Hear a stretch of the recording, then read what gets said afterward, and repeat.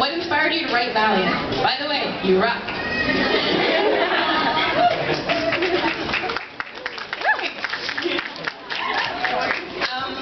Valiant, actually, it's a weird book because it started out being about one thing and it turned into a book about something else. I had originally had the idea for Ironside before I had the idea for Valiant, and my editor wanted me to write a different book about different characters, and I wound up becoming really attached to Valiant. And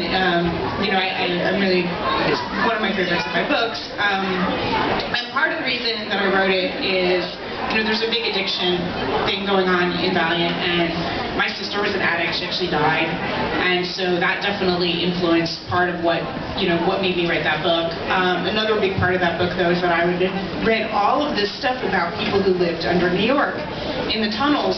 They actually were able to run electricity and water. I mean, they were really like living in weird little apartments. I mean, it wasn't a nomadic existence. They actually had houses, and they would have apartments next to each other.